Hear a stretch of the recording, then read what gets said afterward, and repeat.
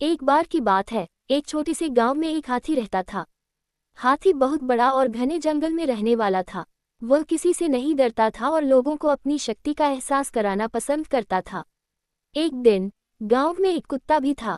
वह कुत्ता छोटा और काफी होशियार था। वह लोगों के यहाँ बच्चों को खुश करने के लिए आया करता था।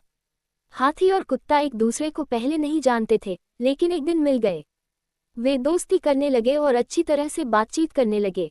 हाथी ने कहा, मुझे बहुत खुशी हुई कि मैं तुम्हें मिला।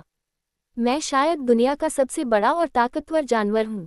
कुत्ता समझता था कि हाथी थोड़ा बड़ा और घमंडी है, इसलिए उसने कहा, हाथी, मुझे मालूम है कि तुम बहुत बड़े हो, लेकिन फिर भी इंसान तुम्हें धकेलकर मार सकता है, और मुझे तो बहुत छोटा और दुर्बल होने की वजह से सब कुछ बचाना होता है। हाथी इस पर हंसते हुए कहा, तुम ठीक कह रहे हो, लेकिन फिर भी मैं कभी बचने के लिए तुम्हारी मदद ले सकता हूँ। मैं तुम्हें अपनी शक्ति और ताकत से बनाया गया हूँ। कुत्ता गंभीर रूप से बोला, मैं जानता हूँ कि तुम कितने शक्तिशाली हो, लेकिन प्रेम और सहायता देने की क्षमता मेरे पास है। ये सुनकर हाथी सोच में पड़ गया। वह समझ गया कि शक्ति और ताकत के बावजूद प्रेम और मदद कुछ भी नहीं होते हैं। हाथी ने खुद को आजमाकर देखने का फैसला किया और वह बच्चों के संगीतान में से एक साझा करने के लिए खुद को मनराने लगा। ये देखकर कुत्ता बहुत खुश हुआ और उसने कहा, हाथी, तुमने सबके दिल जीत लिए हैं। तुम्हारी हमारे गांव में बहुत जरूरत थी, जहां हमेशा खुशी और प्रेम की कमी महसूस होती थी।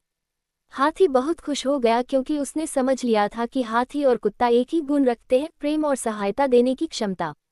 ये बात हाथी के जीवन में एक महत्वपूर्ण सीख थी कि शक्ति और ताकत से भी बढ़कर प्रेम और सहायता का महत्व होता है।